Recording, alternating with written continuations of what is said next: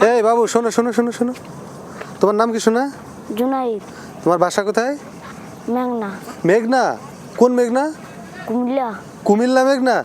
তো এটা তো দোহার, ঢাকা জেলার দোহার। তা তুমি সেই মেঘনা থেকে এই দোহার আইছো কিভাবে? আমরা নৌকা দিয়েছি। নৌকা দিয়ে? কি করো তুমি? ইলিশ মাছ ধরি। ইলিশ মাছ? তো এই ছোট বয়সে তুমি ইলিশ মাছ ধরো, পড়াশোনা করো না? তোমার আব্বা আম্মা আইছে নাকি সাথে, না তুমি একা? আমার বাপ আইছে না। তোমার বাপে আইছে না? ও, তা এখন কই যাও তুমি? দোকানে দিতেছি। দোকানে যাও কি সদাই পাতি কিনতে নাকি? তা এখন কি এনে কি করো? তো নদীতে যাবা কখন মাছ ধরতে? আবার কালকে সকালে। আবার সকালে না? ইলিশ মাছ তো সবসময় হয় না, না? হ্যাঁ সব এখন সব সময় পাওয়া যায়। এখন সবসময় পাওয়া যায় না? এই বয়সে ইলিশ মাছ ধরা শিখে গেছো? মাশাআল্লাহ মাশাআল্লাহ। আচ্ছা যাও।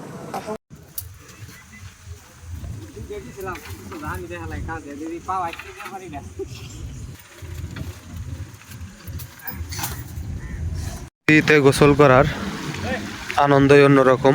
দেখতে পাচ্ছেন একটা ছেলে নদীতে গোসল করতেছে।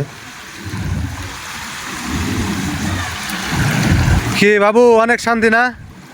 নদীতে গোসল করতে অনেক শান্তি না? আসসালামু আলাইকুম রহমতুল্লাহ। আশা করি সবাই ভালো আছেন। আজকে আমরা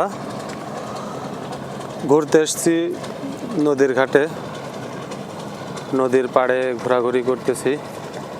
পড়ন্ত বিকালের মনোরম যে আবহাওয়াটা আসলেই মনোমুগ্ধকর। আর চলতে পথে আমরা বিভিন্ন ধরনের গাছগাছড়াগুলো দেখতে পারতেছি, যেগুলো বর্তমানে প্রায় বিলুপ্তির পথে, যেগুলো সচরাচর দেখা যায় না। কিন্তু এই যে নদীর পাড়ে যে নদী শাসনের কাজগুলো করা হয়েছে, এর মাঝখানে মাঝখানে যে ফাঁকা জায়গাটি, এই জায়গাগুলোর মধ্যে এগুলো জন্মেছে। কি আব্দুর রহিম ভাই, মাছ কিনলেন? মাছ কিনছি ভাই, মাছ পদ্মার মাছ। কি মাছ? বাইলা মাছ। বাইলা মাছ কত নিচ্ছে এটা? ভাই 300 টাকা। 300 টাকা? বেশি হয়ে গেল না একটু? না ভাই, পদ্মার মাছ একটু দামি, মজার মাছ একটু দাম বেশি থাকে না। এটা একটু ফ্রেশ মাছ তো, পদ্মার মাছ। পেঁয়াজ দেবো না, না সেই রকম টেস্ট। বালু মাটির মাছ না? হ্যাঁ হ্যাঁ, মজা আলাদা। না না, সেই এমনি পদ্মার মাছ। আর বেলে মাছ তো মূলত খুব আছে সুস্বাদু একটা মাছ।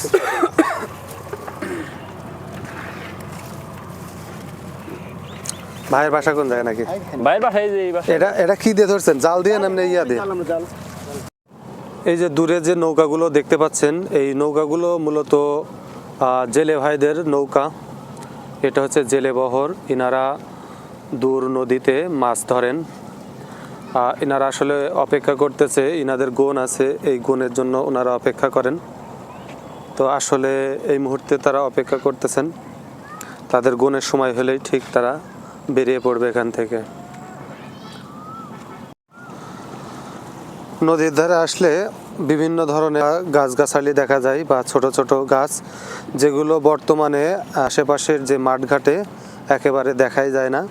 আগে যেগুলো হরহামেশা পাওয়া যাইতো, বর্তমানে সেইগুলো এখন প্রায় বিলুপ্তের পথে।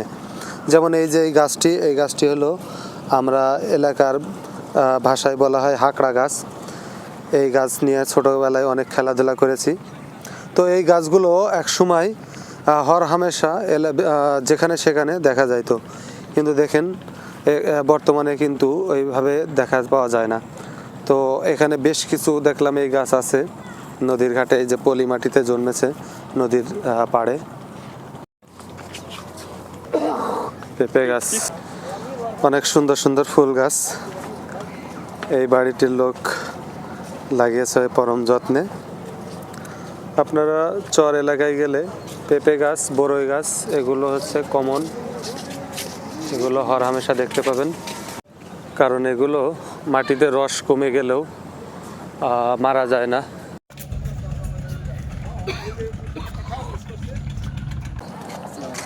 ওয়ালাইকুম সালাম। কে মাছ কিনা তোর সহ্য হয় না? হ্যাঁ, মাছ কিনা হয়ে গেছে তো এখন। হ্যাঁ হ্যাঁ,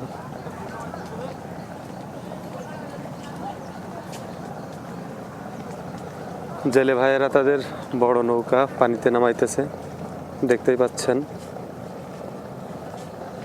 এখনই তারা মাছ ধরার উদ্দেশ্যে বেরিয়ে পড়বেন। বড়ই গাছ, এটা কি চটকা গাছ না? ওই না, এটা হলো ই গাছ, কি, রেন্টি গাছ। রেন্টি? রেন্টি করাই। রেন্টি করে না? হ্যাঁ।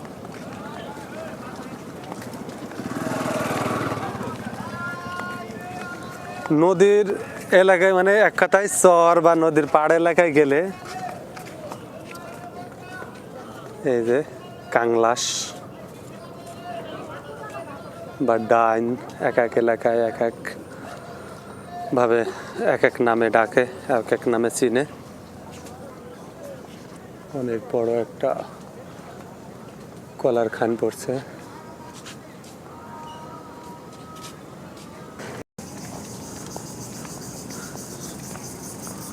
দেখতেই পাচ্ছেন কত সুন্দর এই নদীর পাড়ের এলাকা, মনোরম। দূরে ইঞ্জিন চালিত যে ট্রলারগুলো বা বোলগেট, এইগুলোর ইঞ্জিনের আওয়াজ ছাড়া আর কাছে যে ঝিঝি পোকা ডাকতেছে, এই ঝিঝি পোকার আওয়াজ ছাড়া তেমন কোনো আওয়াজ নাই। নদীর পাড়ে আসলেই মনটা শান্তিতে ভরে ওঠে। এই ইমাম হাসান সাহেব, সময় এইটা হলো দোহারের বিখ্যাত নারিশা মাছের ঘাট। তো সকালবেলা আসলে কিন্তু পরিবেশটা এমন পাবেন না। সকালবেলা আসলে কিন্তু ঠিকই দেখবেন যে লোকে লোকারণ্য হয়ে আছে এই ঘাটটা, আর বিভিন্ন মাছবাহী ট্রলারগুলো এসে এখানে নোঙর করে।